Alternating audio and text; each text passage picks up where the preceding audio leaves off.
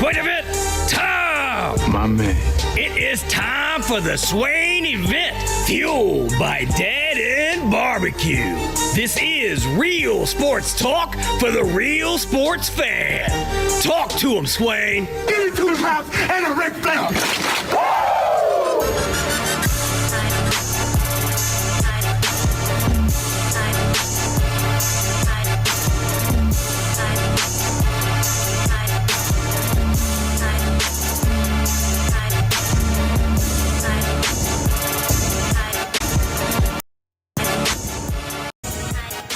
Swain Event, SwainEvent.com, fueled by Dead End Barbecue. Jason Swain here with you this morning, live from the Low T Center Studio. Ben McKee, Go Vols 247, here with us on a beautiful Thursday here in East Tennessee. The fourth day of the month, the second show of the week, and Ben is back. My man Ben, good morning, sir. Good morning. We don't have any time to waste because it's Thursday. We didn't hear your thoughts on the Tennessee season opener. I know it's Thursday, and we like to kind of move on this stage of the week. But I mean, we're not playing Georgia this week. No disrespect to ETSU. So, your thoughts on what you saw first game of the season? I'll keep it brief, even by my standards. But before we dive into some football, I do want to send our thoughts and prayers to Turkey Man. He's dealing with a loss in his family. So if you all wouldn't mind keeping Turkey Man in his thoughts or in your thoughts and in your prayers, I know he would greatly appreciate that. And Turkey Man, if you're listening or when you hear this, I hope you know that we're thinking of you and we're praying for you as well, my friend. And if you need anything, don't hesitate to reach out and ask. Yep. On the football front, very impressed with Joey Aguilar. I mean, how can that not be the big takeaway, given the nature of the position that he plays?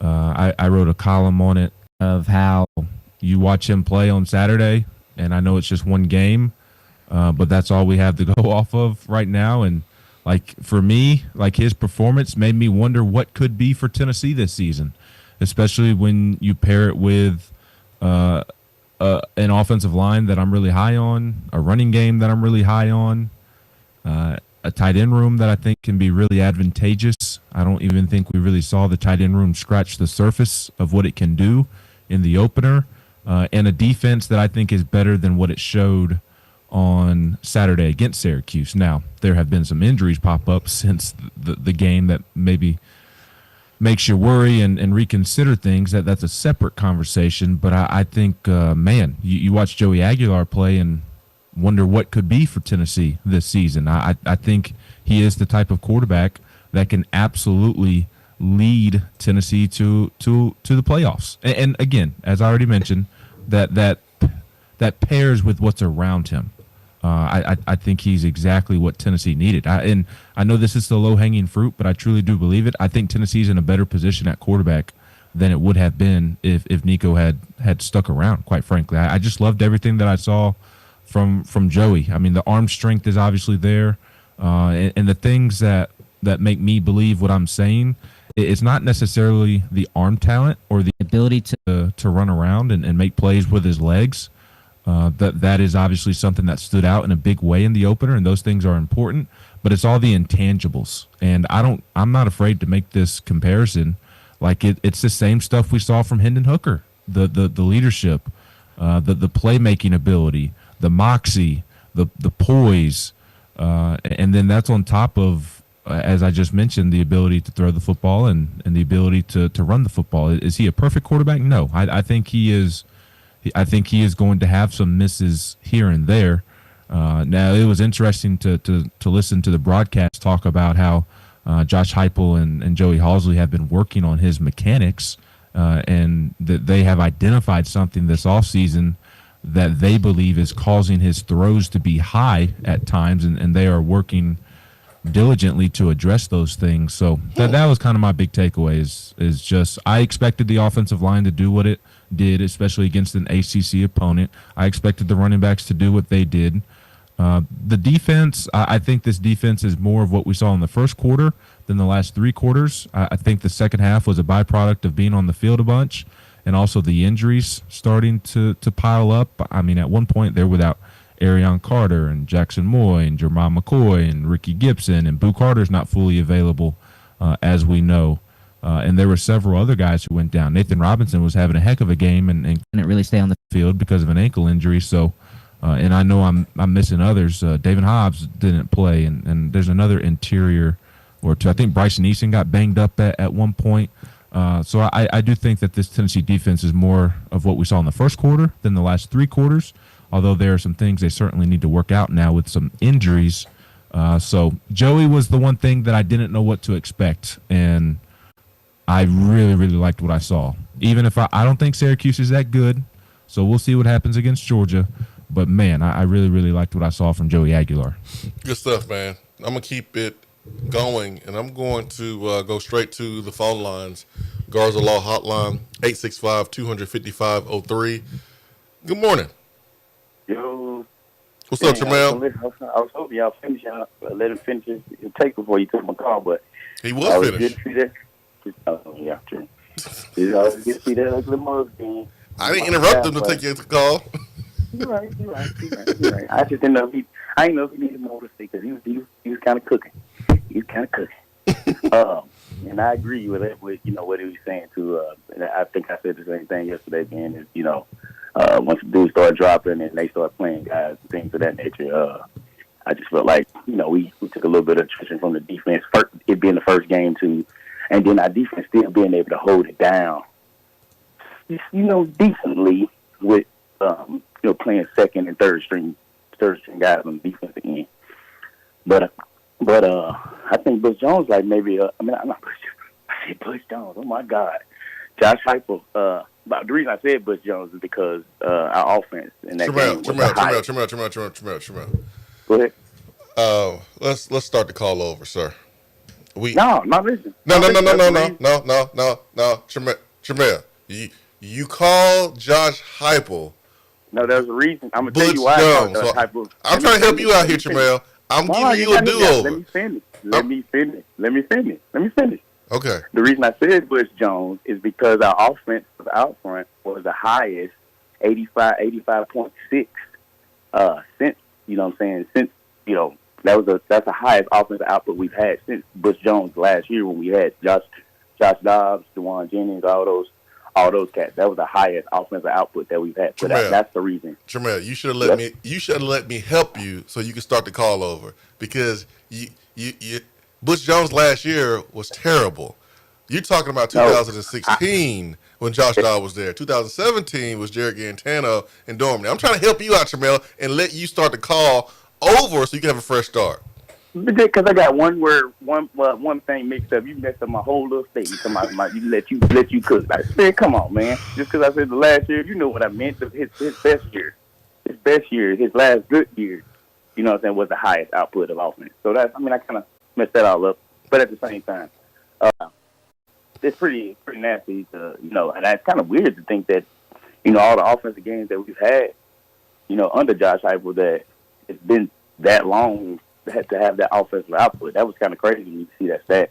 And then my last little thing is, I think he's like 1 5-star quarterback away from just going to grab a seasoned guy out of the portal every time, man. Because you get Hendon, you get this guy. I know it's just one game sample, but it's the fact of how good they look coming in running the offense. It seems like even though we need those 5-star guys kind of panned down.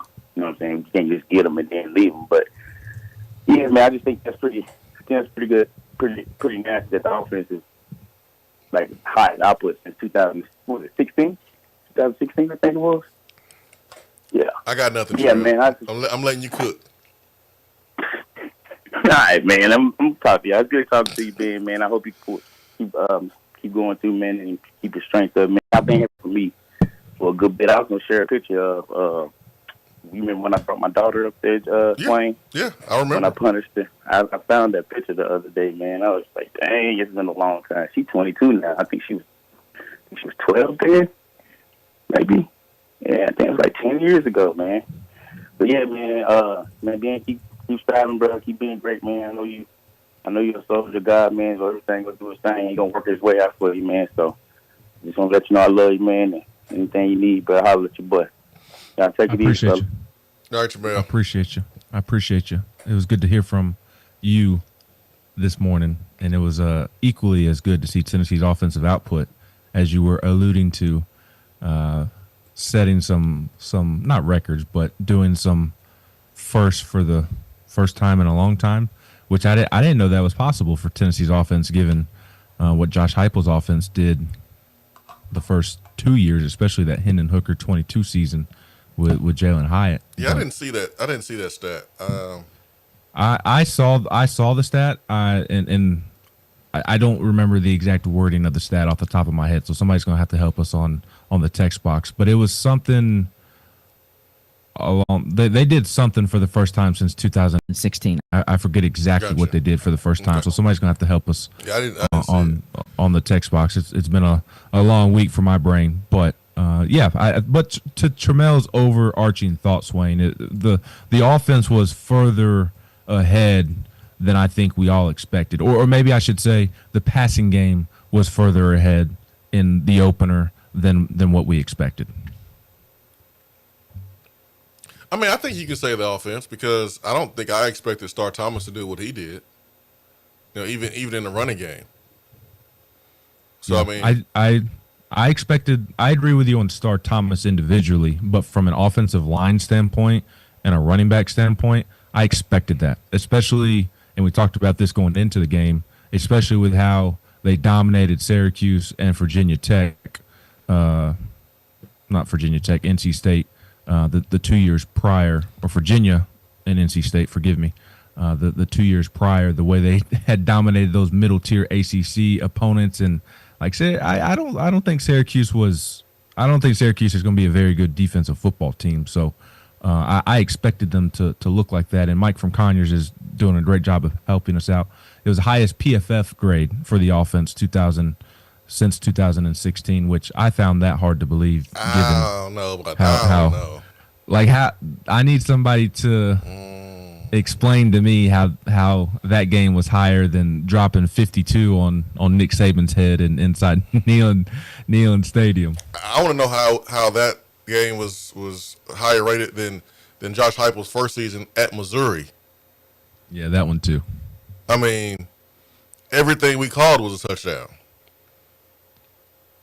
Yeah, and I guess maybe but we'll know that those were were there any turnovers? I know that's a hard thing to recall. Yeah. In that Bama 2022 Bama game. Yeah. We had a fumble on the handoff exchange. Okay. Yeah, it was a fumble there. It was a handoff exchange, just like it was on Saturday with Joey Aguilar and whoever was playing running back. Same thing happened in Alabama.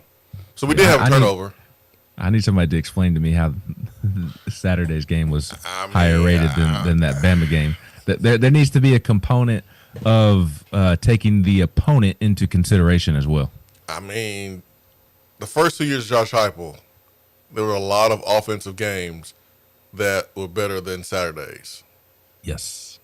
But, man, that's why I tell you all the time, man, I take PFF with a grain of salt. It's a good resource. No shade on them, but yeah, I need take it with a grain of salt. Yeah, I need them to show they work. I need to know maybe why. Hendon took a lot of sacks. I need to know why. Now Joey didn't take any sacks, so maybe, but I need to know how they got to that conclusion. That's all I'm saying.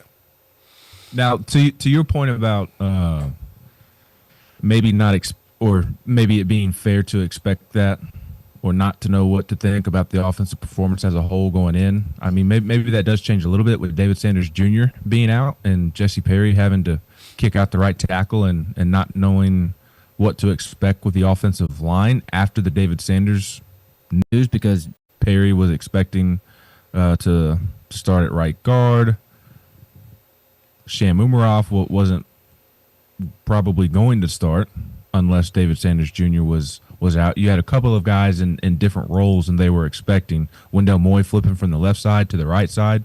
So maybe it's fair at that point to, okay, what are we going to see from the offensive line here? But still just generally speaking, I expected them to dominate. Syracuse was second to last in rush defense a season ago, and they lost their two best defensive linemen and two 4-year starting linebackers. So I that was kind of my bold prediction, was that Tennessee was going to name its number in the running game, and that was I have very much been very high on the offensive line and running backs. That's well documented at this point. But I thought for that game specifically, that thought was a byproduct of me thinking that Syracuse was not going to be good against the run. I'm messing with you, Tramel.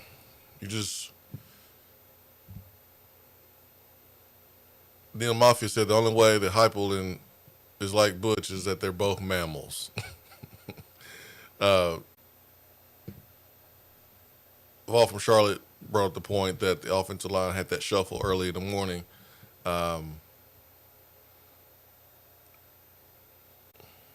Didn't have a bunch of pre-snap penalties. They were pretty clean and efficient. Joey started 4 out of 10, finished 12 out of 16. I like it all, GBO. John K. in South Carolina says, Swain Ben, I know we can't play man-to-man all the time, but why does it seem like we drop into zone on third and longs and always give a big play? It seems like they could have tightened up to get off the field. I noticed that the last few years. It is frustrating to give up a quick slant on third down. That's really frustrating, especially off coverage. I don't know, man. I don't know. I don't know if that's a player not executing properly or the call. I do understand the concept of bending but not breaking and forcing field goals in the red zone and not allowing the offense to have opportunities thrown over the top and get explosive plays. I did feel like that we didn't get enough pressure with our front four in the first half, and I predicted it during the halftime show that Tim Banks was going to heat up Syracuse, and that's what we did to create that turnover. T. Lerner had the interception, and we had the tip pass there. But that was Jalen McMurray. Yeah, Jalen McMurray had the tip pass, and then T. Lerner with the interception. That was created off of off pressure. But that is something that we're going to have to not allow, because if you think about the Georgia game last year, Ben, I mean, they hit us in the middle of the football field, the tight ends, a lot on third down. So when do you send pressure? When do you not send pressure? When do you tighten up your coverage? Because the last thing you want to do on third down and long is give up a touchdown, but at the same time, you want to get off the field too. So John K. says, I'm on the Vol Nation's hype train. As you should be. As you should be. Vol Nation's hype train is loud on this Thursday morning after the season opening performance. You should be on the hype train. I think Tennessee has the chance to really do some special things this year because of what it has at quarterback, but certainly going to need to sort things out defensively with some of these injuries. I'm more concerned with the Jackson Moy injury than I am the Ricky Gibson one, just because of the emergence of Colton Hood. And I think Ty Redmond, for a true freshman, is going to be more than serviceable, at least until Jamal McCoy returns. And I mean, Jamal McCoy, I mean, it's crazy how much talent Tennessee has at cornerback right now. I mean, you take Ricky Gibson out of the picture and you have to settle for Colton Hood, and you pair Colton Hood, who's a future NFL player, with Jamal McCoy. I mean, how many teams would be begging to have Colton Hood and Jamal McCoy as their cornerback duo? I mean, even that duo is arguably one of the best in the SEC, and neither one of them have played together. I think that's fair to say. At least maybe that's a bold prediction because they haven't played together, and we don't know what Jamal's going to look like coming off of a torn ACL. But you have depth at corner. It is my point. It is worrisome that Ty Redmond, and I loved what I saw from Ty Redmond. I mean, he's the next great corner in kind of this lineage that Tim Banks and Willie Martinez has established, and I don't think we've heard a freshman corner talked about like this since Cam Sutton was a true freshman. I mean, even Ricky Gibson was not talked about to this extent. No. Ricky's freshman year. No, he didn't play game one like Redmond did. Yeah, I mean, Ty Redmond looked like freshman Cam Sutton, quite frankly. And I'm trying to be slow in that comparison because that is – I don't think people realize just how good Cam Sutton was as a true freshman. I mean, he really burst onto the scene and did so in similar fashion, being a 3-star kind of underranked recruit from the Atlanta area. Maybe that's why I'm making the comparison, but you have depth there, and I think Ty Redmond can be serviceable against Georgia, although that is a worrisome matchup. You know that Georgia and Mike Bobo still the OC there, right? Or is it Todd Monken right now? No, Todd is with the Ravens. There was some talk about Mike Bobo stepping down, but that did not happen. So, yeah, he is still there. And you know he's going to pick on him. So that although I love Ty Redmond, that is a worrisome matchup. Just a true freshman in a big time college football game, his first true big time college football game. But even with that said, I think I'm still more worried about the interior of the defensive line because you know Georgia's going to want to come into Neyland Stadium and really run the football and set the tone on the line of scrimmage. That's been another big emphasis or matchup within the matchups with Georgia the last couple of years is how they've gotten the best of Tennessee at the point of attack, and all of a sudden Tennessee is they're banged up right there on the interior. Got to sleep in the training room, man, for the next week for some of those injured guys. Well, I'm not letting Nathan Robinson suit up this weekend, quite frankly. I know he needs the reps. I know that's very important, but just given the nature of the status of that room, Nathan Robinson is not suiting up for me this weekend, and I am as soon as I can. Bryson Eason, he's out of there. Any of those veteran interior D linemen, I mean Jamal Wallace, and those guys need all the reps they can get. So the Bryson Easons of the world, they're coming out first thing. Beatty Chevrolet, BeattyChevrolet.com, text box. And let me tell you something about Beatty Chevrolet, man. I am test driving that 2025 Tahoe. Oh man. Ooh, boy. If you've been looking for a Tahoe, if you've been looking for a vehicle, this is it. This is it. I don't want to give it back. I just got it yesterday, Ben. I don't want to give it back. I got to give it back. Here in a couple of days. I don't want to give it back. I haven't had it 24 hours. John Kay in South Carolina. I thought people were saying Willie Martinez couldn't coach.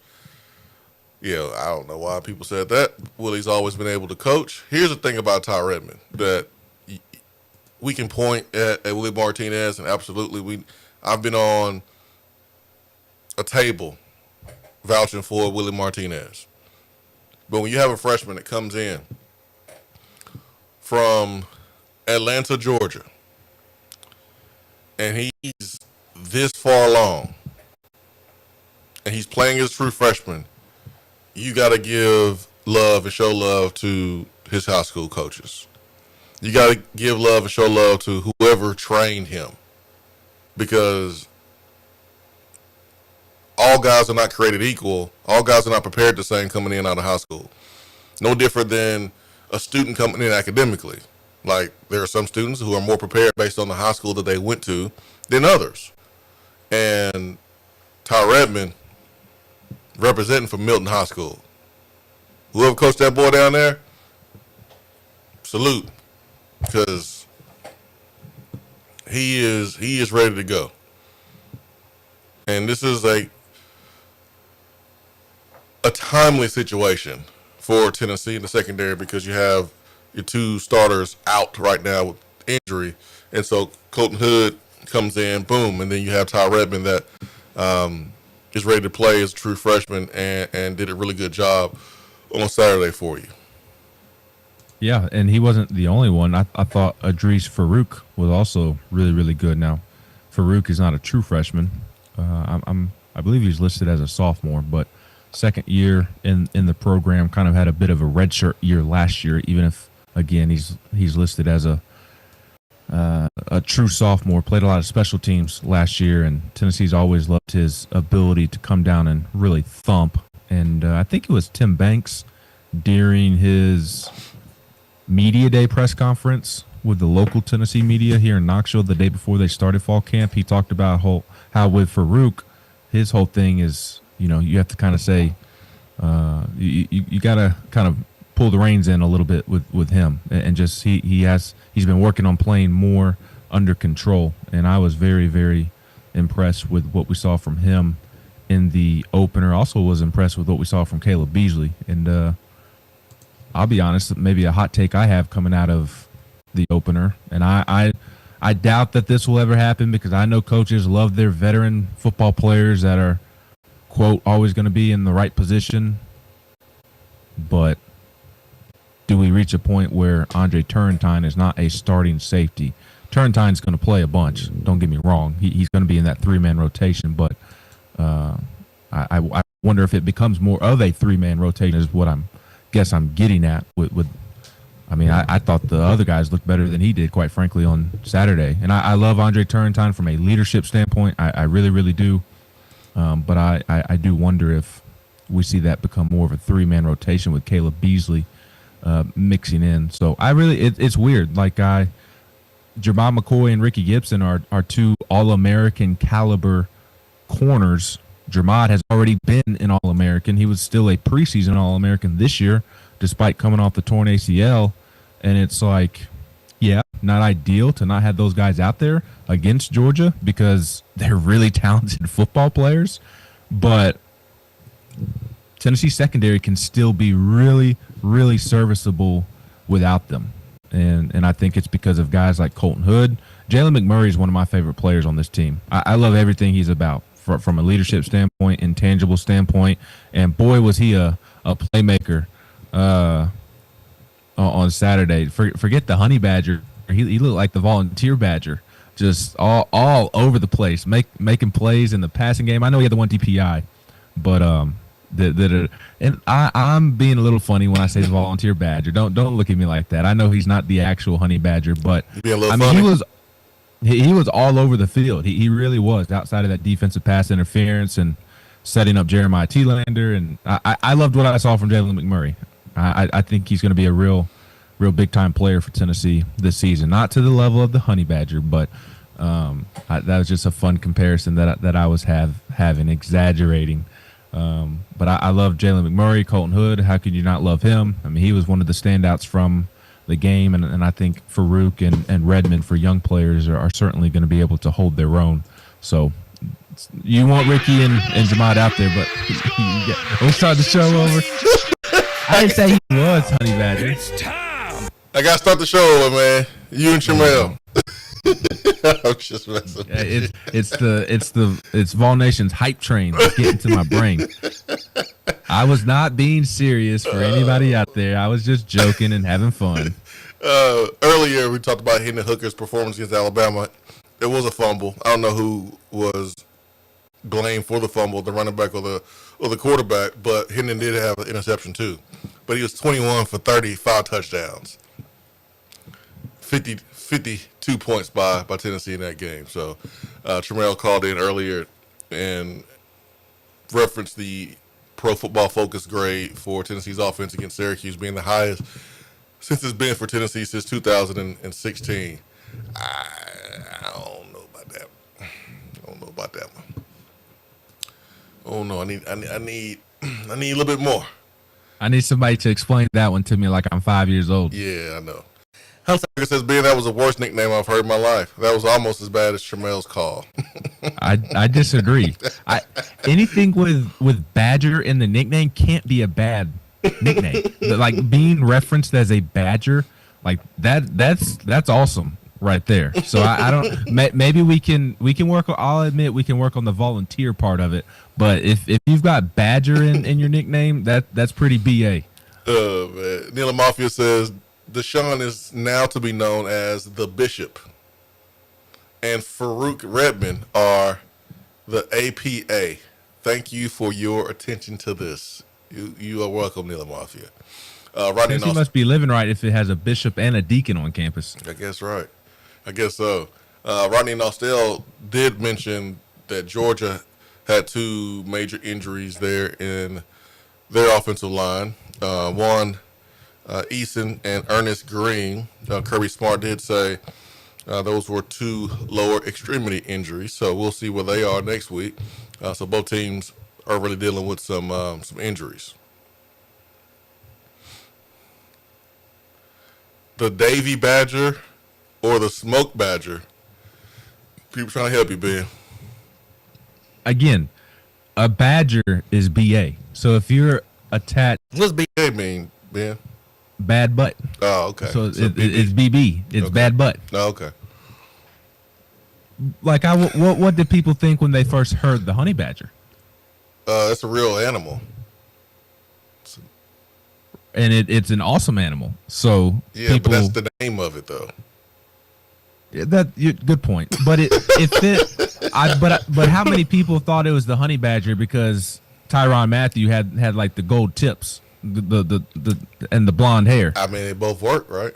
Right. That's why it worked so great. And again, I'm not saying he's Tyrann Mathieu or it's as good of a nickname as the honey badger. It's not as good as the honey badger. But anytime you have a badger in your nickname, you're doing something right. We will not shame that part of it, Hunsucker. Oh, man. Vol Nation in South Carolina says, funny how all the haters on podcasts and mainstream sports programs are quiet or have hopped on the hype train all in 1 week.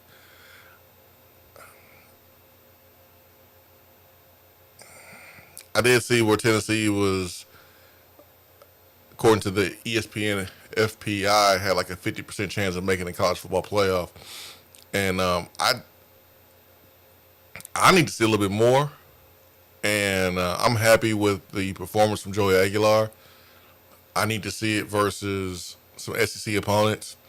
I was very proud of how resilient we were in the game, being able to respond from Syracuse making a run and trying to get their crowd back into the game. I mean, we responded twice on touchdown drives. I'm not ready to go there yet. It's a long season. And there's some guys that got to get healthy. Defensively, we got to clean up some things. Offensively, we need to clean up some things. One game doesn't guarantee that what happened in the first game is going to happen in the second game, although it should based on the competition. And let me say this, man, this is our 5th year with Josh Heupel playing against teams like this, ETSU.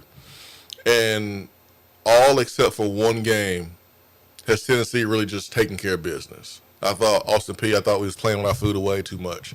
But every other game, we've handled business. Wouldn't you say? Yeah, I would. Okay.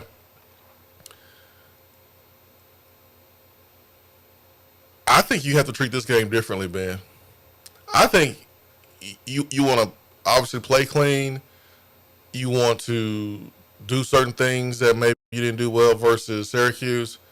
But I don't think you need to play around, man, with pulling guys earlier in this one. I think it depends on. I had this thought in my head earlier while we were reading off some of the text box messages because somebody asked on the text box about how long would we keep Joey Aguilar in the game this weekend. It was from Chip Payne. How long would you like to see Joey play on Saturday? I know the receivers and Joey need reps, but we also need him healthy too. Offense is where I agree with you. Defense, I think there's a little more rope that you can play with because I think you have more depth on that side of the football. Now, where? And when I say that, I'm talking more like linebackers and in the secondary. Like where? You got more depth at linebackers in secondary than where? Than on the offensive side of the ball. I mean, I mean, the receivers, they played 4 receivers in the opener. That's my choice, man. Like That's my snaps. choice. That's my choice. That's not because you had to. That's my choice. Why is it by choice? Because the 4th and 5th receivers are true freshman receivers. Ben, And it's choice because they don't have depth. don't do this to me, Ben. Don't set me up to do this. Don't. You know I'm right. No, don't do this to me. Based on what we saw Saturday, should Braylon Staley play last year? Yes. Okay. So just because the young dudes didn't play doesn't mean that maybe they shouldn't have played. Well, Because now, I think it would be also fair to point out we're talking about last year. Was Braylon Staley ready to play last year? well, that's an example of a young dude that probably should have played, didn't, and we heard all season that more receivers were going to play this season, and Like we do. Saturday was basically the same as we've seen the last 4 years. I agree. Okay. But why do you think that choice is? Do you think that I agree that they are making that choice, but why are they making that choice? I think it's because they didn't think Travis Smith Jr. and Rodarius Jackson were ready to go in the game. I think they were more ready for Travis Smith to get more reps than he did. I just think it's easier to say what you plan to do and what you want to do, and then the bullets start to fly, and then you just kind of revert back to what's comfortable. Like, remember when Butch Jones was here, and Tramel, don't worry, I'm not about to call Josh Heupel Butch Jones, but there were times when Alvin Kamara wasn't used as much as he should have been, and that's not entirely on Butch. That's the running backs coach responsibility. And sometimes, man, you get into a flow of the game, and as a assistant coach, man, you slip up. Like, you don't put a guy in as much as you should have, and that's happened since Butch Jones. So sometimes you don't get a guy in as much as you wanted to get him in, and you get caught up in the game. And then after the game, you look at a guy's reps, and you're like, damn, man, I should have got him in more. And the plan all offseason was to play more dudes at receiver. And Saturday was the same.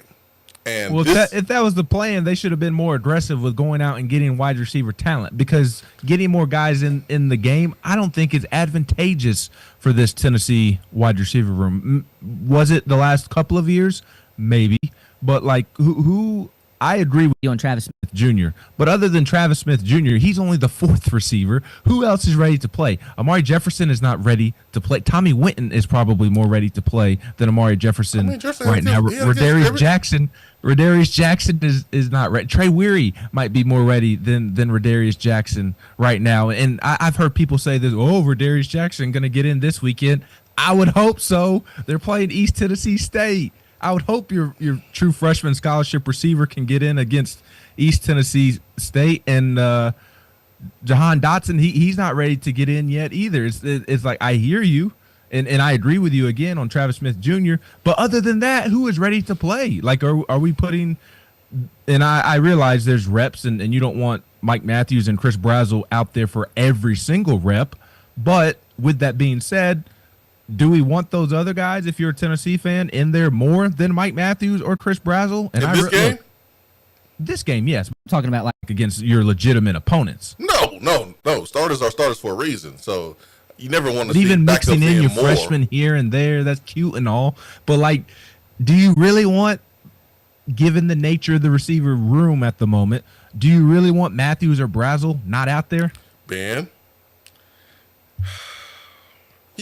You've been talking to Josh Ward, man. You've been talking to Josh Ward because y'all put me in a situation where I gotta correct you, and it's gonna throw my receivers under the bus a little bit. But whatever. Listen, do you think more guys should have played last year at receiver? I think yes that or is no? low-hanging. I think it's low-hanging fruit, and my answer would be no, because I don't think Braylon Staley was ready last year, and I think the injuries in fall camp, as we discussed at the time, and I had this opinion at the time, Mike Matthews Towards the end of the year, yes. At the beginning of the year, he was not as ready to play as people thought he was. Healthy. Braylon Staley, Mike Matthews, healthy. Do you think they should have played more last year? I mean, they weren't healthy, so that's hard for me to say. They weren't healthy at the beginning of the season because they had hamstring issues. And I think that stunted their development and ability to play last year. So that is why my answer is no. So with all the drops that Square White had, you don't think more receivers should have played last year? You don't think Who? Those dudes. Staley and Matthews weren't ready. Yes, he was. I mean, they may have been more ready by default because Squirrel White was dropping passes, but they didn't have options last year. Here's my point. When you have to continue to play a guy that is dropping passes, that's a problem. Okay? Yes. When you can't go to the bench and replace that guy, and you're stuck with a guy who can't perform, who is not performing, who is not producing, who is not doing his job, that would be no different than Tennessee and Jared Garantino. That's my guy, okay? But remember Jeremy Pruitt. He didn't replace Jared when Jared was having struggles because he couldn't, because Jared was the best. And I was saying, y'all can get on Jared all you want to. He didn't play well. But you got to blame the coach. The coach is the one who can't replace him with anyone better because he didn't bring anyone in. I look at the receivers last year, and you had to continue to play Squirrel, who was hurt and dropping passes. But you couldn't put anybody else in because you didn't think they were better. That's on you. You got to be able to replace them with someone better. So I'm looking at game one. You had Chris Brazzell dropping a couple balls. You got to be able to say, all right, if you're dropping balls, I'm putting someone else in. If you're not in a position to replace guys who are dropping balls, no different than offensive lineman not blocking, no different than a DB getting burnt multiple times, no different than a quarterback throwing multiple interceptions. If you're not in a position to replace that guy, that means either your recruiting or your development needs to take a step forward. That's all I'm saying. Development. That's all I'm saying. That's all I'm saying. That's my point. I agree. Yeah, that's my point. I agree with everything you're saying. Okay. I agree that guys should be subbed out when dropping the football. I think your best example of what you're saying is with Dylan Sampson last year. And who went in for Dylan Sampson last year? Bishop as a young guy, which kind of similar situation where Rodarius Jackson and Travis Smith Jr. I agree that and look, Mike Matthews dropped some footballs on Saturday as well. Correct. All this talk about Mike Matthews this, Mike Matthews that, former 5-star. Mike Matthews hates when people are talking about him. Quit dropping passes, and people will stop talking about you in a negative way. That's fair. Yeah, that's fair. But he should also be kind of talked about in the same manner as Chris Brazzell is talked about. Both of those guys should be replaced when they drop passes. I'm not disagreeing with that at all. My opinion is that Deshaun Bishop was more ready last year to go in when Dylan Sampson fumbles the football than Rodarius Jackson or Travis Smith Jr. is ready to go in when Chris Brazzell or Mike Matthews drops the football. Maybe that should be a non-negotiable, like it doesn't matter whether they're ready or not. Yeah. Like the punishment for Matthews and Brazzell should be more important than the other guys' readiness. But my opinion is that once they reach the point of dropping a football and ideally replacing those guys, they would rather run the guys out there that are dropping the football than take a chance with the guys that they don't think are ready, even though now their tone publicly has been much different. Josh Heupel, Joey Halsley, Kelsey Pope have maintained that, no, these young guys are ready to help us. I would say and disagree based off of their actions last Saturday, that their actions suggest that they don't actually think that they're ready. And it could be a situation where they are ready, but, hey, my bad. I didn't get you in as much as I needed to get you in. I mean, yeah, maybe so. That has happened. Like, as a true freshman receiver, I feel like I got lost in the shuffle first game of the season, and I was not happy. I mean, I didn't play until the fourth quarter, and I could have played first quarter. I was prepared. Like, I was ready to go. And so I just think you get in the heat of the moment as a position coach, and you have to manage so many things. Man, sometimes you forget about a player.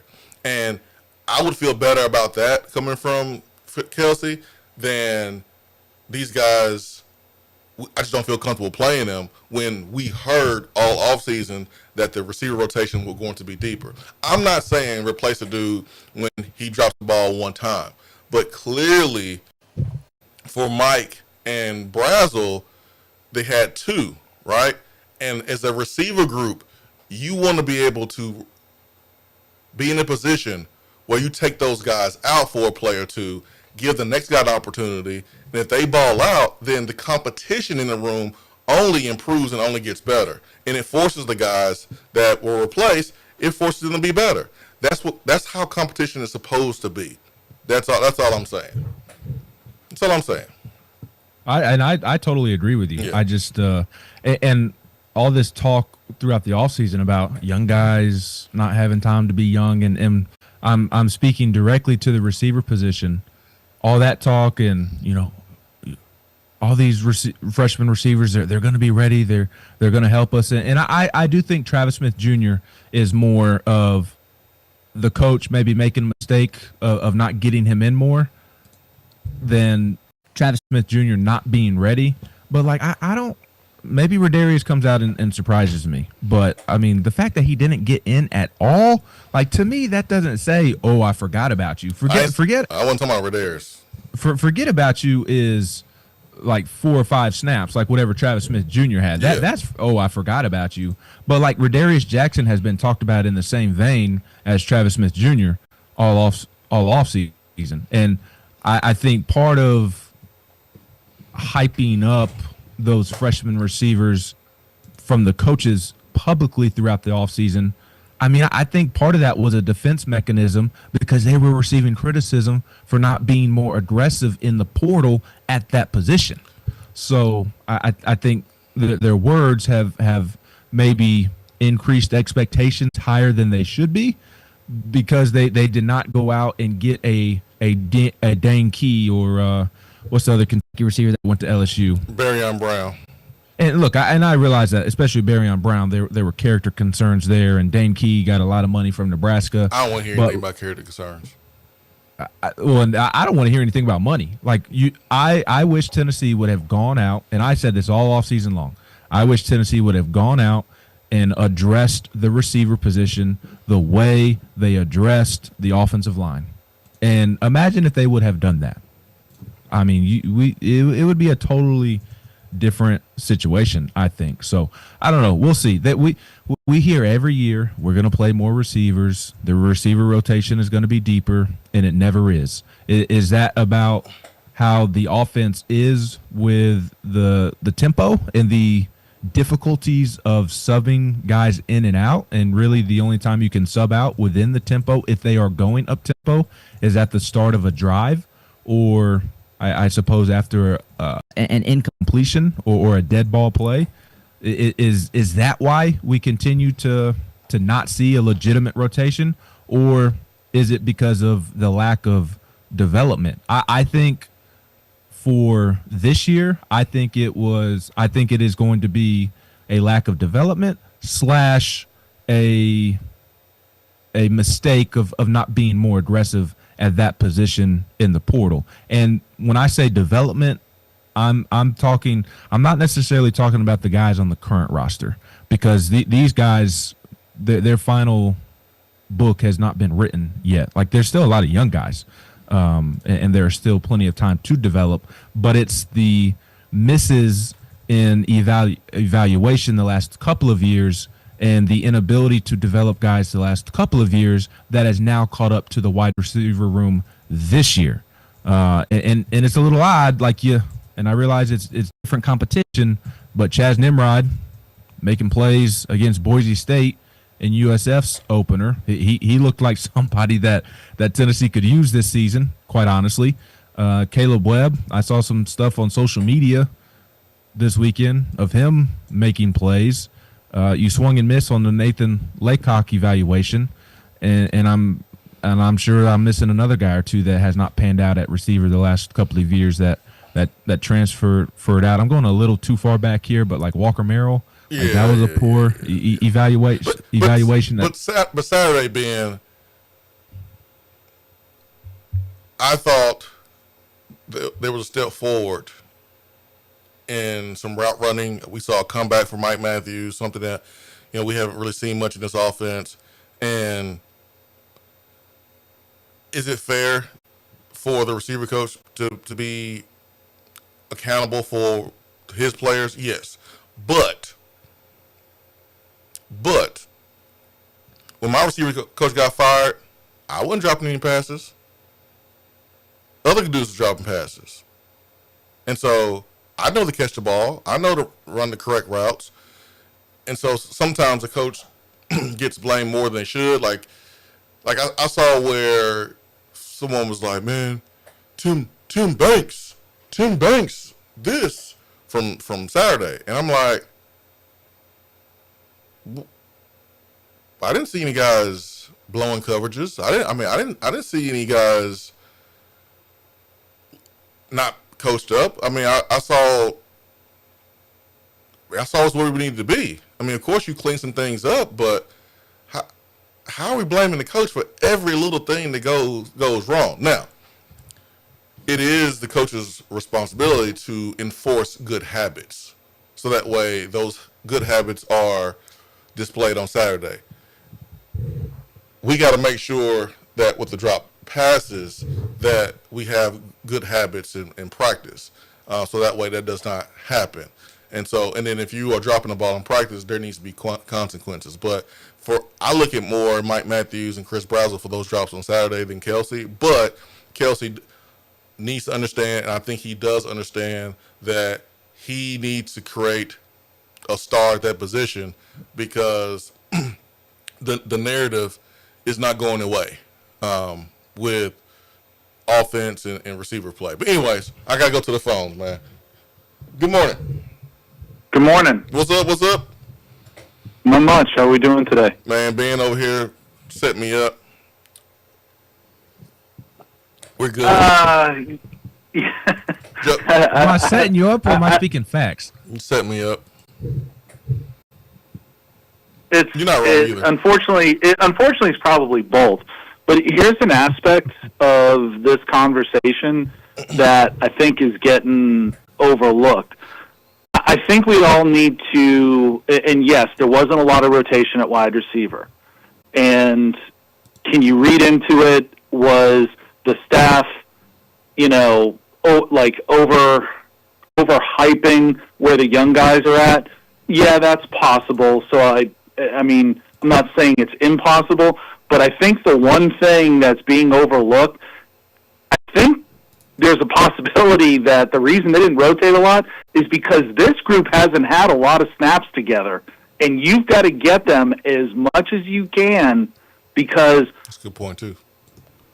Yeah, I mean, the quarterback showed up late May. Yep. A good chunk of the summer, your number ones weren't even out there. I mean, usually you'd ask, how many months have these guys had together? You probably could measure that in weeks.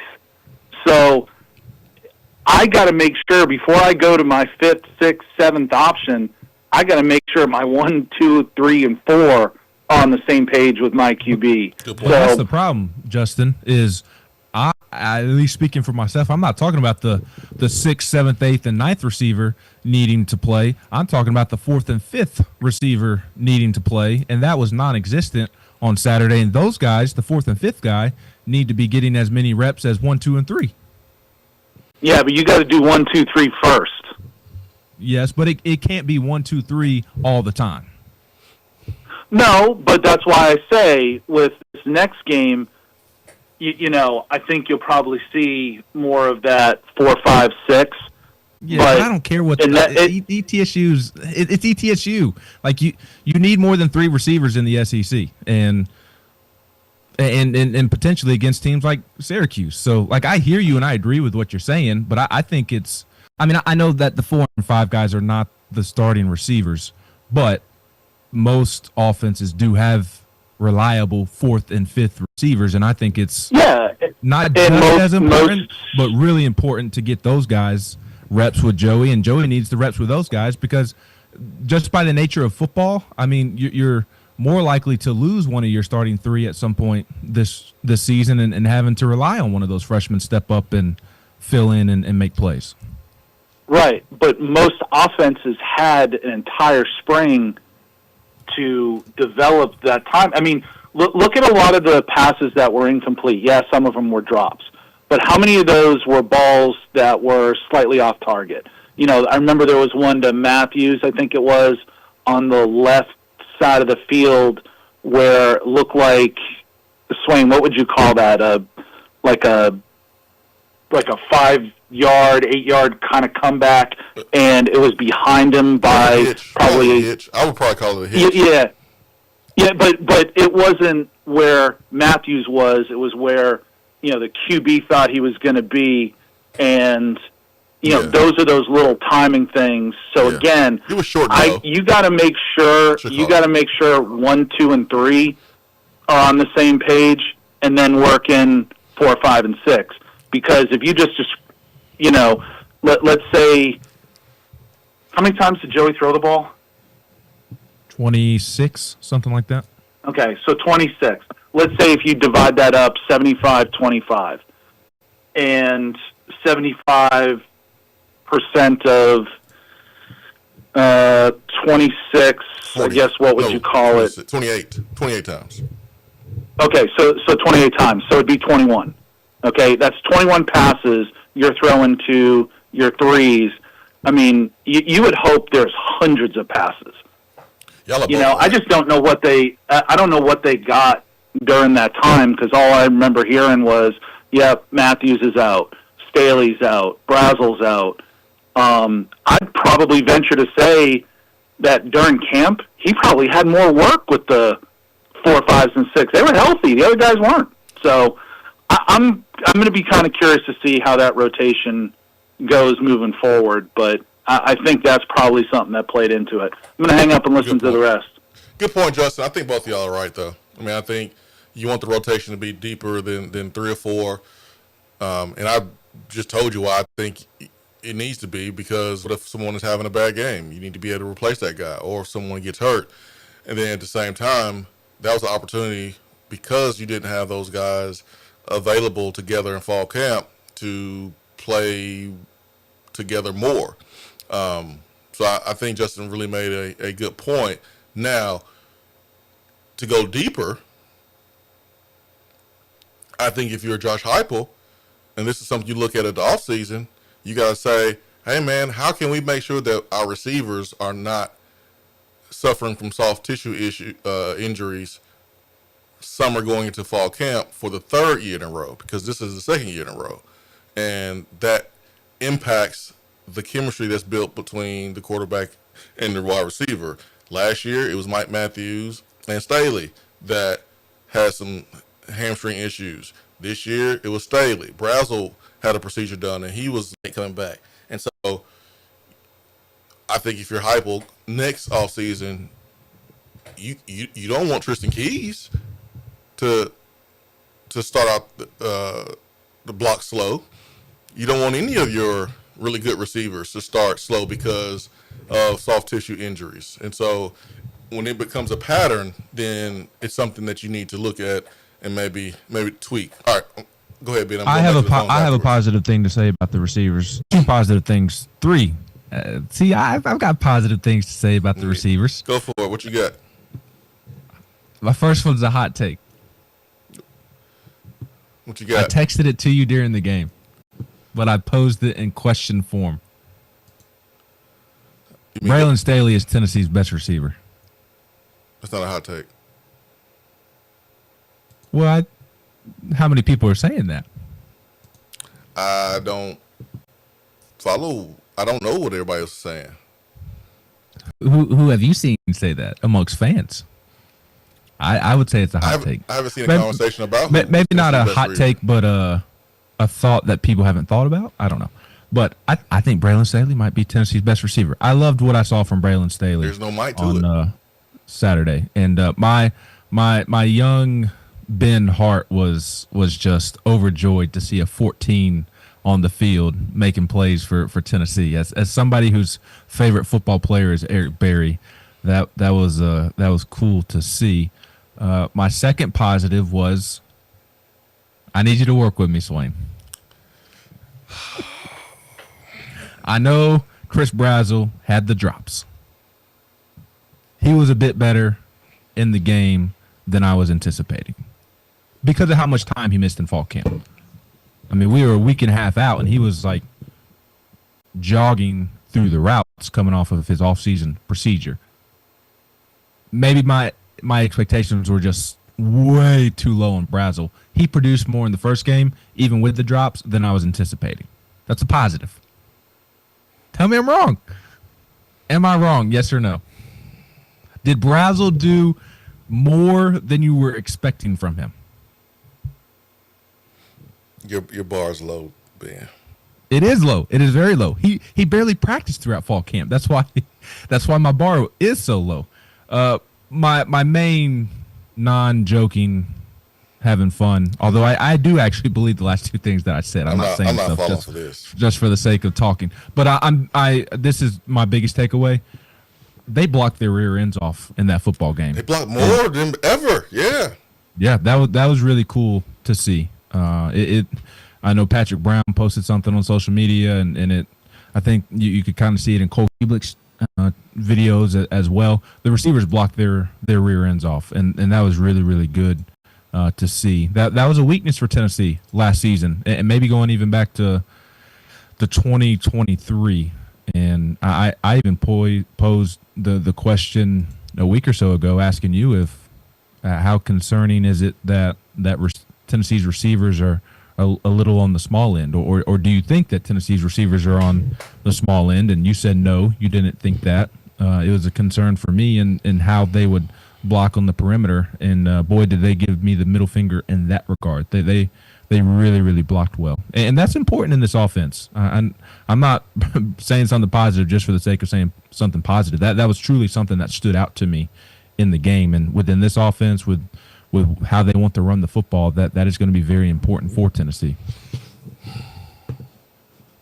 I got positive receiver takes, and I will, again, the last thing I'll say on receivers on this show, because I know people are tired of talking about it and hearing about the negative, and I hear you. I do really like the receivers in Tennessee's room. I like Rodarius Jackson. I like Travis Smith Jr. I like Dotson. I like Mike Matthews. I like Braylon Staley. They're just young guys. That's all. That's where the crux of my opinions and concerns stem from, is that they're young. I think they're all going to be really good. I do. I do too. I just think it's going to take some time to get there. Ty Fish Vol says we need to pump the brakes on this. I feel like we are overthinking the receiver subject here. Let's also not forget we are able to run the ball at will, so rotating receivers wasn't as critical.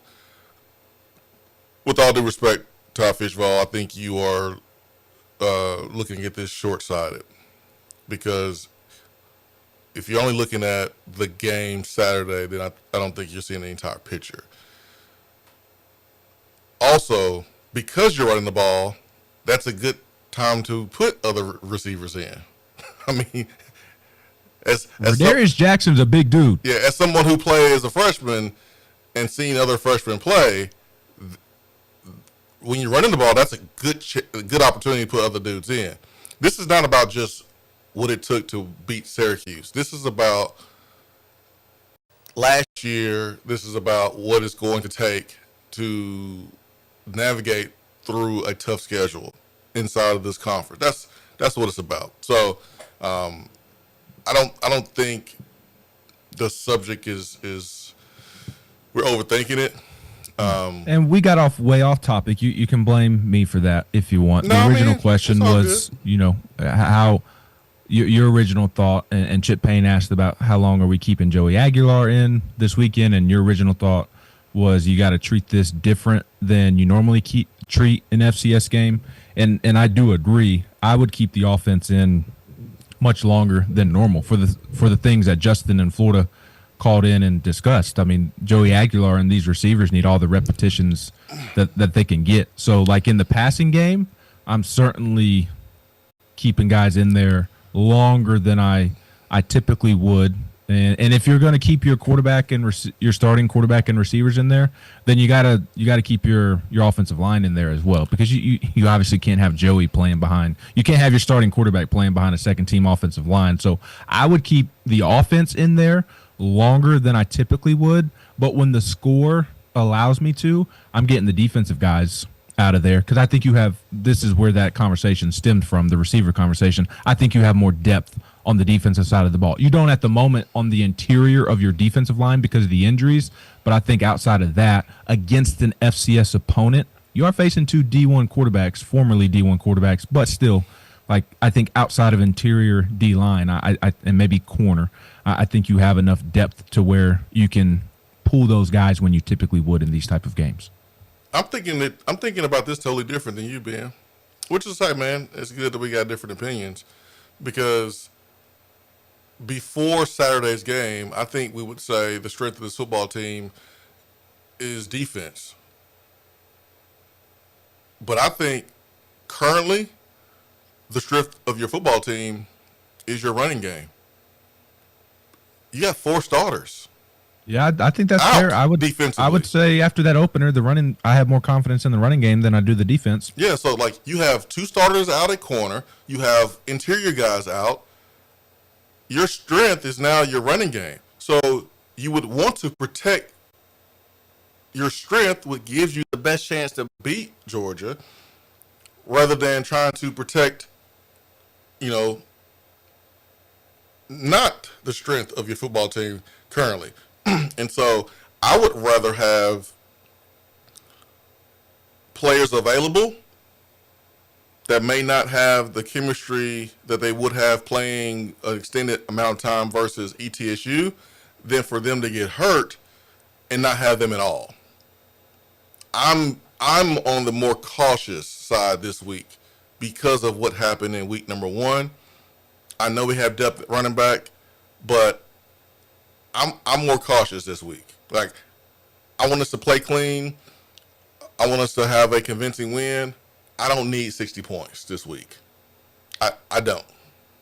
Yeah. I mean, I just, again, going back to kind of what we were touching on with the receivers and Heupel's comments throughout the offseason about this team not having time, or the young guys on this team not having time to be young. Mm-hmm. This is the type of game with those young guys that you're going to rely on in SEC play. Like, these guys got to play a lot of football this weekend. I agree with that. So, but the good news is you have a relatively young football team, so that's going to be pretty easy to do with how many young guys you have in the mix. Let's go back to the phones. Guards the Law Hotline. Good morning. Good morning, guys. Mississippi Vol. What's up, Mississippi Vol, man? Sorry for the hold. Oh, y'all just went all deep on the deep end with the receivers, man. Good points. For Ben, he's a good setup guy. I can say that. Set me up. Yeah. Does the Yankees need a setup guy, Ben? Yes, they do. I don't know if you're saying. Do you know what happened in the Yankees game last night? Is that why you're asking? Yeah. What happened, Ben? The Yankees bullpen peed down their leg. Now that umpire, are you an Astros? Given you're in South Mississippi, are you an Astros fan? Given how close you are to Houston.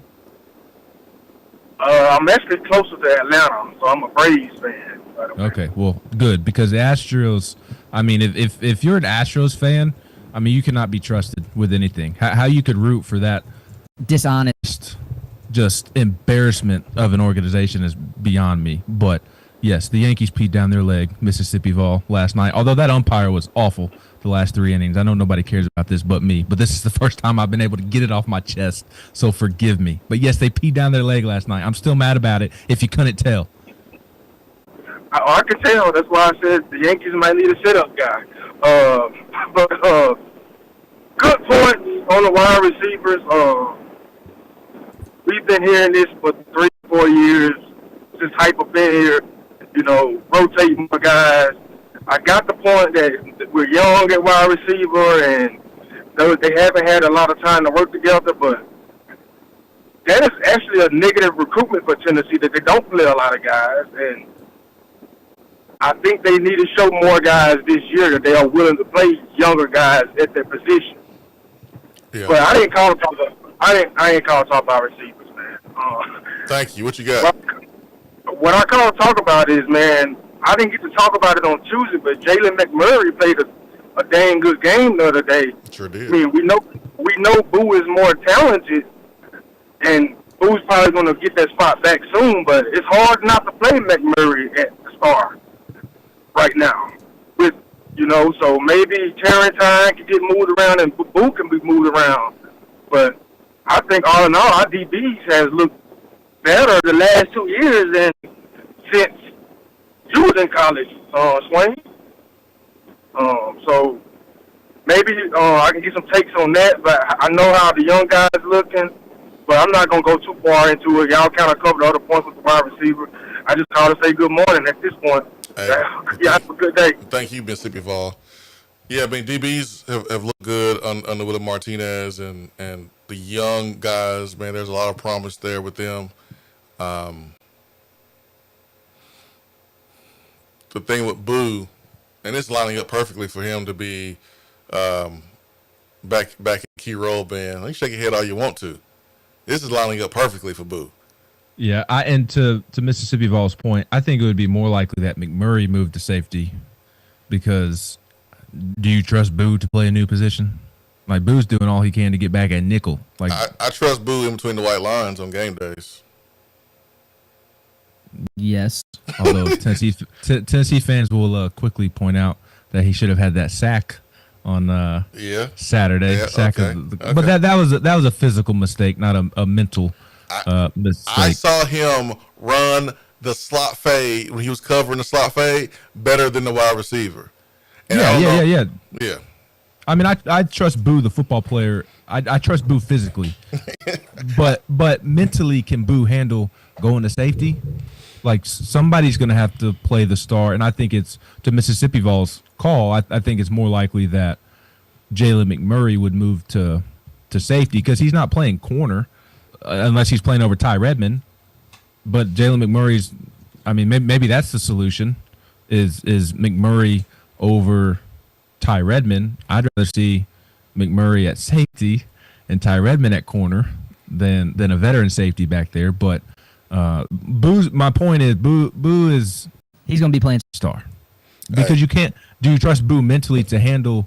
Maybe Boo has worked more at safety than I'm aware of, but like I don't. If he has not worked at safety, like I don't. You can't trust Boo mentally to all of a sudden go back there. Ben, I trust Boo on the football field, playing any position. I don't trust him playing a new position because, yes, physically he has everything it takes to make plays, but it's not that simple. I trust him wherever he's working at in practice. Okay. Right, but if he's not working at safety, he's not moving. Okay, well, no, you're not gonna put him back there. But which means McMurray's gonna have to be the one that moves. Hey, if McMurray has the reps at safety, and you want to put him back there, cool. But I trust Boo, the football player, wherever he's been repping practice, because Boo is a football player, point blank, and he ain't suspended. He's on the team. He is. So if he ain't suspended and he's on the team and he's one of your best guys and he's done everything to get to this point, I mean, how much longer are you not going to play him? That's, in a place that can help the team, especially with the injuries that have happened with the secondary in the last couple of weeks. That's all I'm saying. Yeah, and I agree. I'm just making a different point because Mississippi Vol talked about with Jalen McMurray making plays, the orange badger, that is Jalen McMurray. With Jalen McMurray making so many plays, Mississippi Vol mentioned moving Jalen McMurray to safety or Boo playing safety with Jalen McMurray playing so well.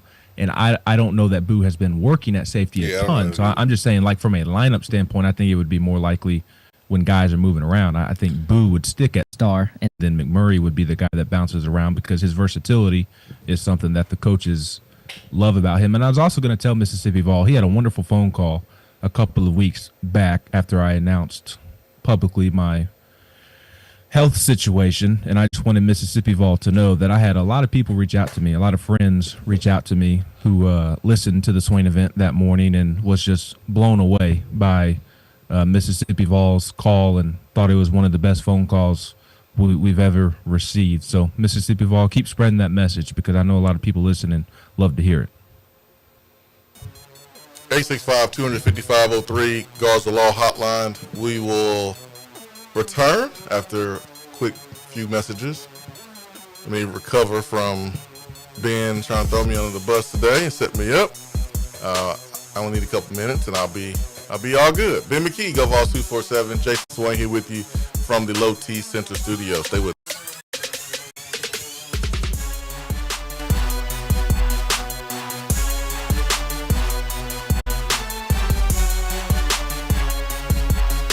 You're listening to the Swain Event. You don't say. Fueled by Dead End Barbecue.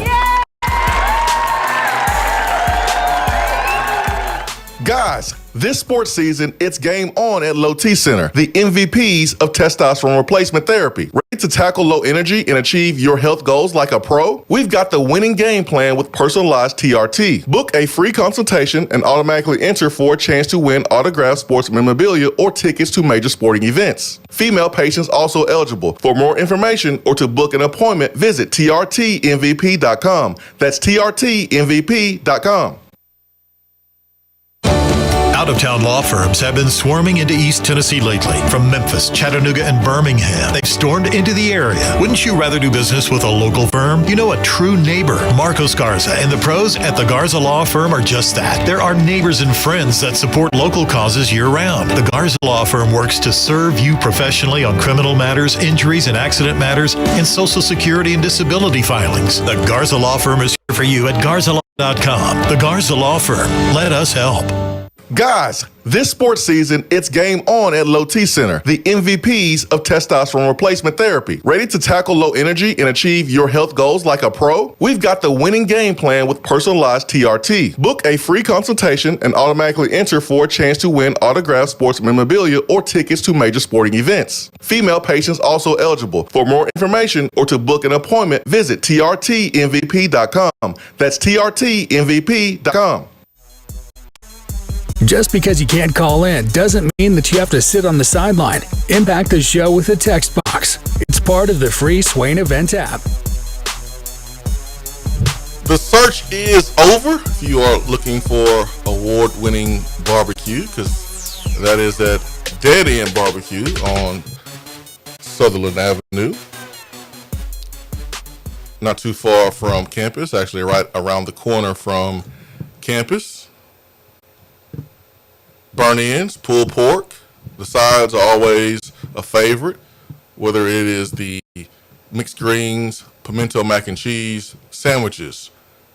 The Mac Attack is a fan favorite. The beef and cheddar, the sliders, the combination of sliders that they have. That's kind of what I've been on when I've been to Dead End Barbecue is the sliders. It could be the BBLT. It could be their chicken finger slider. The sliders right now is a fan favorite with me and my oldest. Smoked sausage you can get. Ribs, competition chicken, burn-ins, sliced brisket, smoked bologna, all there at Dead End Barbecue. You know it's football season when you see that parking lot full on a weekday. It could be high school football. It could be youth football. It could be Tennessee football, as Tennessee is hosting the first home game this weekend, which means it will be the first time that a lot of the new players will get a chance to experience the Vol Walk and run through the tee. Don't slip. Don't trip. Don't fall. Keep your feet. The last thing you want to do is trip in your first Vol Walk. You don't want to do that at all. Anything that you want to see, need to see in this game, or is it just really hard to have a serious conversation because of the opponent? Where are you on this, Ben? Well, I think anybody not taking this weekend seriously is wrong. I think this is a very important game. What Joey prefers on this play, that play, and I know those are weird things to talk about going into week 2, but that's the nature of your quarterback showing up in, what was it, May? The off season was so short for these guys to be together that there's still somewhat of an element of learning on the fly. Now, I thought Joey was well prepared for that opener. Don't get me wrong. I think you really got to give Joey Aguilar credit for that. Weird, because I thought he had awful film study habits. I mean, it looked like he watched a ton of film on Syracuse. Looked like he was prepared. Yeah, I wonder if we're going to be interviewing one perspective from the UCLA side of things going forward, because there were a lot of stories and podcasts published that sure do look silly now, which is what's going to happen if you're a national media member who only takes in one perspective on things. There's always two sides to every story. But kudos to Joey for being well prepared in that game. Kudos to Joey Halsley and Josh Heupel for having him prepared in that game. But even with, I think it's a testament to their coaching ability with how it did not look like Joey showed up in May. It looked like Joey was starting year 2 in this offense, quite frankly. But I imagine there were plenty of conversations with Joey and the receivers on Sunday in the facility of like, hey man, give me another yard here on this route, and so I can put the football right here for you. Or the receivers telling Joey something that they prefer. I'm sure those conversations are still ongoing, even if it is weird to talk about in week 2. And for all those reasons, I think that this game is important for that reason. Tennessee should win by multiple scores, right? Like we know what the outcome of this football game is going to be, but that doesn't mean that there aren't a lot of things to work on. This is a very important week of cleaning things up before Georgia arrives next weekend. And defensively, there are a bunch of things as well. Gotta figure out what you're going to do on the interior of the defensive line without David Hobbs against Georgia. It seems who knows if Jackson Moy is going to play. So what does the interior of your defensive line look like? It's all those little things, and guys need reps. Yeah, don't expect Jackson Moore to play. This is a good chance for Tennessee to rest some guys. You take this game serious if you are a player or coach. Players and coaches need to have a different mindset than the fans. Yeah, 100%. So, but like I think this secondary that's a little banged up after the Ricky Gibson development, like Cade McNamara and is it Jacoby Criswell? Is that how you pronounce his name? I mean, those are two D1 quarterbacks, and I know that they're not, they're not Joey Aguilar or Hendon Hooker. They were D1 quarterbacks. Correct. But like for me, like I think it's a good thing that Tennessee is facing them before the Georgia game, because I think it'll be a nice test. It's a better test than most FCS opponents can give you. I mean, Angeli is better than those guys. Yeah. I mean, all three of those guys got something in common. They transferred from a school because they didn't win the quarterback job. And for McNamara, he transferred twice. I mean, he didn't get on the football field at Iowa. Could not win the job in Michigan. But I get what you're saying. Like, physically, they played at that level. They were good enough to play at that level. They just were not the best when they were at that level, which is why they moved down a level. But it's the pieces around them that will need to play very, very well for those guys to even have opportunity to flash. So it don't matter how good McNamara is if they can't block for him. And usually when you have games like this between Tennessee and an in-state team that's not in the SEC or excluding Memphis, the trenches are what shows up the most. What shows up the most. And I don't expect that to be any different, even with players being out for Tennessee. Quickly, I sent you something. Did you get that? I did.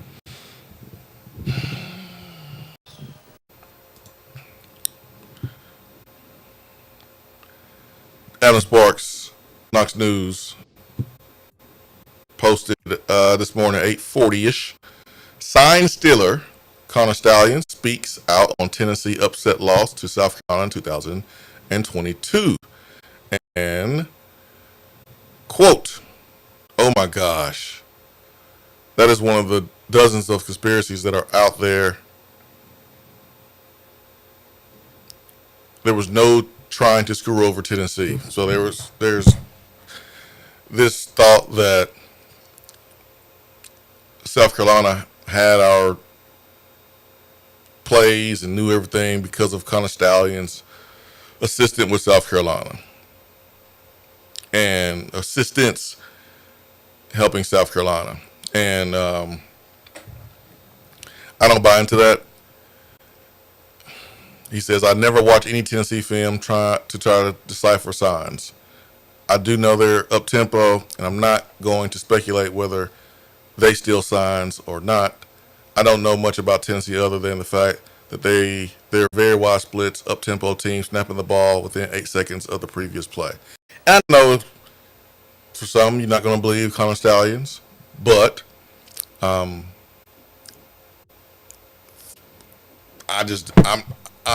don't believe that. Being at that game, understanding that the dynamics of what took place that week going into that game. They lost before the game started. There was a lot of distractions. Tennessee's offense didn't have any issues. Tennessee's defense had some distractions going into that game, and they just didn't play well. It's really simple as that, man. I don't blame it on Connor Stallions. I blame it on us. We didn't play well enough, and our offense was carving up South Carolina, and their offense was carving us up. They just carved us up more. We lost that game because we were not good enough, not because of any sign stealing. No. I sent you a text message as well. I don't know if you've seen it yet. While you check that out, I will say Tennessee lost that game before it ever started because of those distractions, but I also don't believe anything that comes out of the mouth of Connor Stallions. Yeah, fair enough. Fair enough. But that has been a favorite of all nations conspiracy theories, and I don't blame them. There are some puzzle pieces, but Tennessee was a disaster heading into that football game, unfortunately, and Hendon's injury, which really stunk. I have a question for you. Speaking of those wide splits, it seemed like Tennessee. I have not seen the all 22 film, so I didn't get a great look at it, but it seemed like Tennessee cut down on its wide splits a little bit in the opener. Did you see that, or what new did you see from Tennessee's offense in the opener, and did you like anything that you saw that was new? Yeah, I didn't notice like, oh man, we're not doing wide splits as much. That wasn't a thing I noticed, although that might have been the case. I was paying attention to the route combinations and the routes themselves, and I did see a difference. First play of the game was a shallow cross to Mike Matthews. One of Mike Matthews' drops was a comeback off play action, which we didn't see a lot of comebacks in this offense the first 4 years, and comebacks are a staple in the NFL, like period, point blank. And so I'm got to see that. More things. Comeback to Brazel was one of my favorite Joey throws. Brazel? Yeah. He had the comeback on, it was a 3rd and 10. Yeah. And I loved the breakdown. Somebody mentioned it on the text box, but there's somebody out there. I was unfamiliar of his work before I saw the video, which is why I'm blanking on the person's name. Was it Brooks Austin again? Yes, it was, and he did a great breakdown of Joey going through his progressions as well. And there was, I think the first progression was Kitzelman over the middle of the field, and he quickly realized that Kitzelman was not going to be an option, and Joey hit that, not like maybe a comeback or curl. You would be able to better describe the route than I am, but it was that 3rd and 10 play that I'm referencing. I think it was more of a curl. But it was I liked that. He threw it on time, man. He threw it without hesitating. Yeah, which is weird because I thought Josh Heupel's offense was a one-read offense. Well, both things can be true. I know it's simplistic. I'm more having fun than anything. Yeah, it can be simple read offense, and Joey also did a good job of going through his reads, and it is a simple read offense. That doesn't mean that it's one read on every single pass play, like maybe some make it out to be. Yeah, listen, man, your job is to produce results as a head coach, and that's what Josh Heupel has done, and he has an offense that is quarterback friendly, and it allows for the quarterback to be right.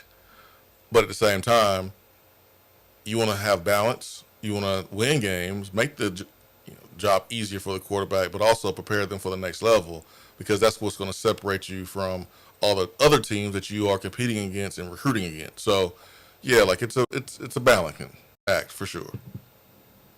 It really is. I'm not smoking anything this week, not that I know of. That's good. Need to stay off the weed. Well, probably talking about the smoker, the barbecue smoker. Is what? You're Hollywood Swain, and as Stephen A. always says, you've got all this stuff going for you. I would hate for you to ruin it by staying on the smoker. Oh gosh. Brad says, so I guess we should believe Connor because he's so credible. Glad that's over with. I don't think that's ever going to be over with, my man Brad, on the text box. That Connor Stallion story is going to live on forever. But nothing in that South Carolina game points to Carolina having our signals. And I don't care if they had a wristband on that game. Hell, they got to go up against an offense that's the fastest in the country. They got to line up quick. So you got to do things differently defensively than what you've been doing to line up guys. And plus, they didn't stop us on offense. We had success on offense. All right. You know what I think should happen? What? And shout out to this point is brought to you by my man Nelson from Jackson. All this talk of sign stealing, I think football teams should start doing what baseball teams do and start brawling over the sign stealing. If you steal a sign in baseball, that's for some reason, even though it's a natural part of the game, some baseball players get their feelings hurt about it for some reason. I think, like in baseball, we have brawls that break out over stealing signs. Frank Anderson got mad at Auburn in Alabama one time. That's stupid. I think that's what we should do. I think Josh Heupel and Connor Stallions should meet at the 50 before one game. I think if Tennessee, the next time they play South Carolina, I think Heupel and Beamer should fight on the 50. I like that. I think Lenoris Sellers and Joey Aguilar, they got to duke it out like we do in baseball. We need a brawl. We need a football brawl like we have in baseball when folks get mad about sign stealing. If you don't want nobody to steal your signs, have better signs. Yeah, I agree. Or switch up your signs. Yeah, have better signs. Don't make it easy. That would be my advice.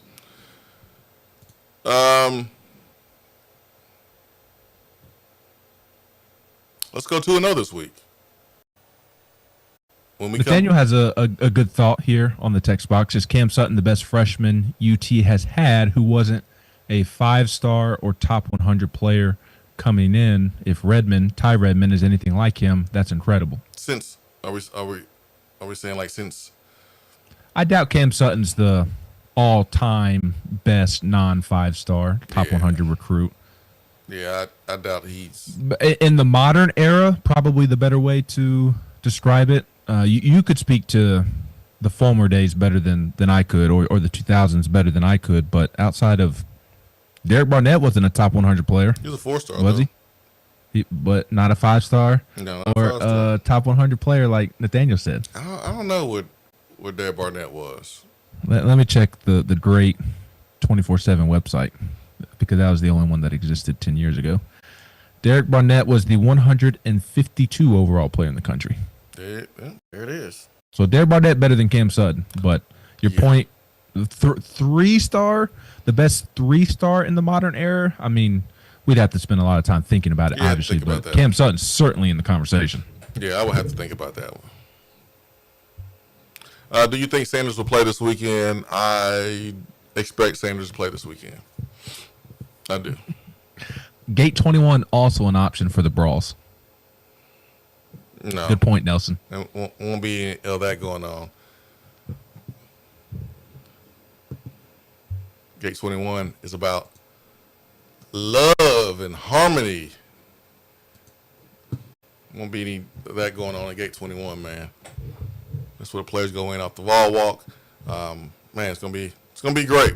I know it's ETSU, and ticket prices are what they are, and the 9-game conference schedule makes those ticket prices a little bit, easier to mentally manage. But this is a very important game for guys to get some reps and for other players to be able to set this one out and heal up and hopefully be available next weekend. When we do this again, man, it'll be Georgia week. Third game of the season this year, and they have some injuries that we will monitor when they, play their game against Austin Peay this weekend, and they'll be monitoring our players to see who's available, who is going to be out. But it's going to be a good one this weekend. Look forward to seeing everyone on Saturday, and Tuesday we'll be back doing this thing again, Ben. Well, you will be. I will be unable to join either time next week, unfortunately, and probably will not hear from me until Thursday of Mississippi State the week after Georgia, or who's the week after Georgia? See, Josh Heupel would love UAB. Josh Heupel would love me in his football program. I don't even know who they're playing the week after next. I don't get too far ahead of myself, but probably won't be hearing from me until Thursday of UAB week. So hate that I'm going to be 18. missing some time, but it is what it is, and I have enjoyed listening to you and Stokes, and look forward to listening to you and Stokes the next couple of shows, and already counting down the days until I can get back. So appreciate everybody who's been thinking of me, and hope you all enjoy the continued start to football season. I'm fired up for Thursday night football tonight. Excited to get my Steelers going on Sunday, and all the college football that awaits as well. So appreciate everybody listening, and hope everybody continues to do well. 18th, when we'll see Ben McKee again, but we will be following you on social media, and man, we send you love, and continued healing, my friend, and go and check out the pin link on my Twitter account if you have not contributed to the GoFundMe. There's still ways on the meal train for you to contribute as well, too, sending in a gift card. So let's continue to support Ben and his family as he goes through this time that he's going to crush and is crushing it. So Ben, I'll be talking to you here soon, man. I'm sure we'll be texting during the game. That's right. Plenty of receiver texts coming your way on Saturday. Oh man, I'm gonna have to block you. For Ben McKee, GoVols 247, I'm Jason Swain. Swain Events fueled by Dead End Barbecue. Shout out to our good friend Jennifer Morris, Keller Williams Realty Group. If you're looking to buy, sell, or invest in real estate, give her a shout. That's Jennifer Morris with Keller Williams Realty Group. Have a great day. Peace and much love. We are out.